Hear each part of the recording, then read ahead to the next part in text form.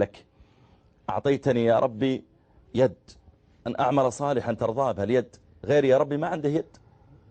أنا مرة في عشاء عند واحد من الأقارب، ودخلت وأسلم عليهم، يعني أسلم على الموجودين، فواحد مريت عليه أنا مساك الله مددت يدي إليه فما مد يده وقال هلا يا شيخ كيف حالك؟ استغربت ليش ما مد يده وإذا ليس له يدان، يدينه مقطوعة من عند الكتفين. لا أدري هل ولد هكذا ولا أصابه مرض، المهم ما له يدين، الثنتين ليس له يدان. ورحبت فيه وجلست. اللي قاعد يصب القهوة يمر عليه كان ولد صغير، يعني ما هو منتبه مع الزحام، يعني فيقول له تقهوي، يمد له الفنجال، فذاك يقول له شكرا، يقول له لا لازم تقهوي، يلزم عليه، وهذا ما هو قادر يأخذ الفنجال. كيف يأخذه؟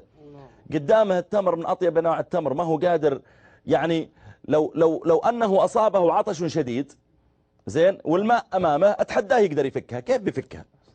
إلا أن يستطيع أمسكها برجله ويفكها بفمه، كيف بيقدر؟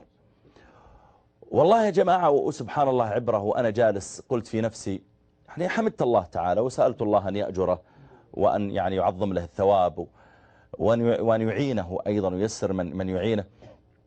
أقول في نفسي ترى هذا لو أنه احتاج الآن إلى دورة مياه، إلى حمام مثلا، من بيروح بيفتح له باب الحمام، وبعدين أكرمكم الله إذا كان المرحاض عليه غطاء بيرفع الغطاء ثم ينزع ملابسه، وإذا خلص ينظفه من بقايا الغائط ثم يلبسه الملابس مرة ثانية، ثم يحتاج إلى شغلة طويلة. نحن يقضي ما نحس بها يا شيخ، يعني الواحد يعني عفوا إذا حضره قضاء الحاجة قام عادي فتح الحمام وأتم أمره ورجع، ما يعلم أنه لو حرم من هذه، ولا لو أصيب بمشكلة في أمعائه ولا غير ذلك، لا شعر فعلا بوجوب أن أشكر. ولذلك شوف سبحان